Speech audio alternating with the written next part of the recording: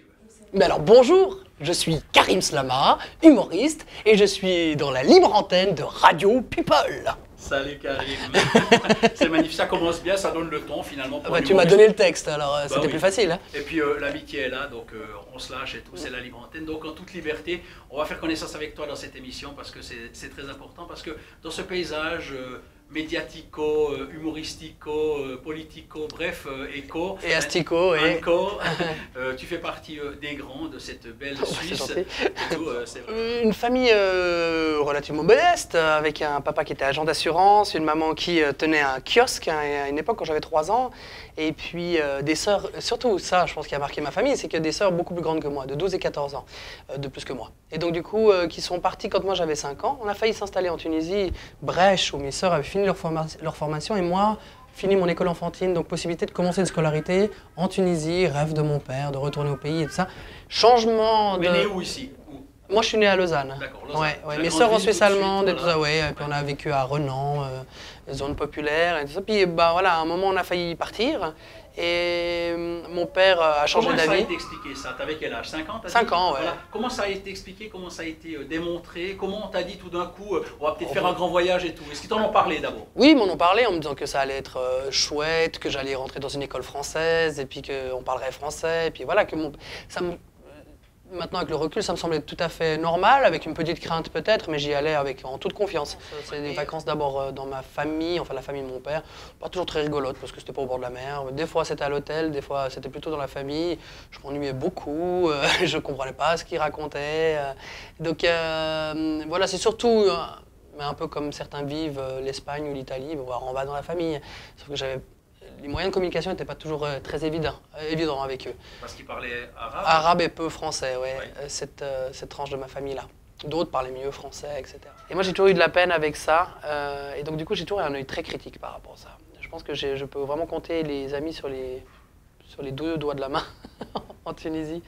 Et mon père s'est fait tellement arnaquer, en fait, par des gens dans lesquels il croyait, que j'ai très vite, petit à petit, eu un œil très critique par rapport à ce pays qui a tellement de ressources à l'interne.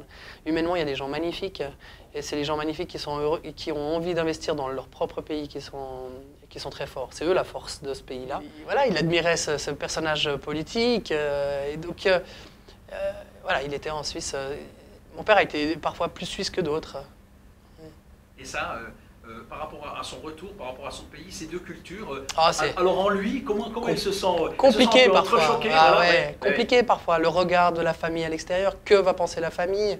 C'était important pour lui? Oui, bien sûr, évidemment. Voilà, on le sent bien. Oui. Et puis par rapport à la religion, mon père a eu un retour de l'islam, pas bien sûr très modéré, hein, un islam, je dis.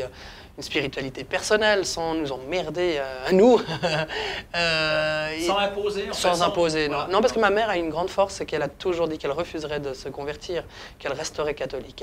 Ils n'ont pas fait de mariage religieux, etc. Et c'était pour elle très très clair, elle a toujours tenu par rapport à ça. Ce qui a fait qu'il avait à imposer à personne. Moi, j'ai fait un peu d'école coranique, des choses comme ça, mais juste pour m'y intéresser, et on m'y a retiré parce qu'on avait déjà mis apparemment les pieds dans un nid. Vraiment considéré comme musulman, je mangeais pas de cochon, tout ça.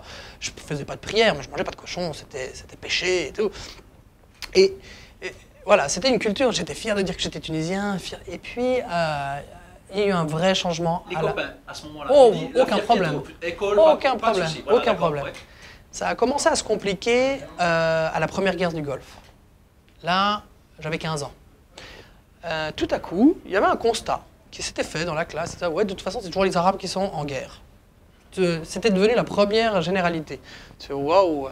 Puis après, on commence à j'aime pas les Arabes, mais toi, ça va. Ça, j'ai commencé à entendre autour de 18 ans. Quand j'ai commencé à fréquenter ce qu'on appelle les jeunes adultes en apprentissage, à l'armée, etc., où là, on n'est plus confronté à que des citadins, mais on est confronté à tout le monde. Parce que c'est sûr qu'en milieu citadin, on est habitué depuis des dizaines d'années à faire l'école. D'abord, moi, c'était la génération portugais, espagnol, italien, hein. Ils étaient une majorité, et puis c'était naturel. Après, il y a une génération, moi je ne l'ai pas connue, mais c'était l'ex-Yougoslavie, qui était très les Balkans, et la vision que je pouvais aimer autre chose à l'école, qu'il y avait les choses obligatoires, et puis que l'école pouvait m'offrir un terrain où là je me suis épanoui en improvisation théâtrale de manière hallucinante. Ich bin sehr froh, hier zu sein. Ich komme aus Deutschland. Ich kann sprechen sehr gut Französisch. Ein bisschen Deutsch, leider keine Schweizerdeutsch, also ich kann sprechen Welschdeutsch. Et je mettais mon manche-disque à un endroit, je mettais une petite lampe de bureau, une autre éventuellement, je mettais même des filtres pour changer la couleur.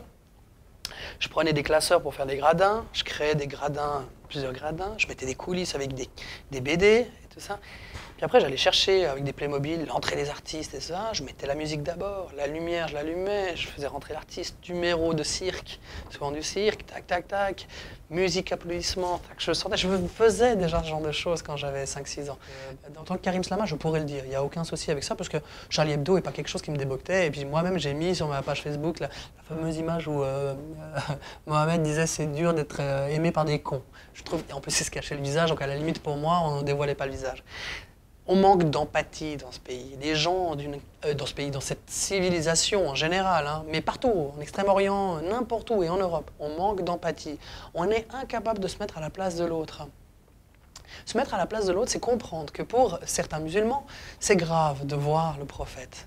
Je le souviens, c'était c'est blasphématoire. C'est blasphématoire pour certains, parce qu'il y a de nouveau des écrits et des dessins qui sortent qui montrent que... On ne pas représenter en fait. Voilà, on ne le représentait pas. Voilà. Mais il y a aussi des gens qui disent si on voit le prophète, c'est qu'on va mourir. Donc voilà, pour des gens, c'est très important.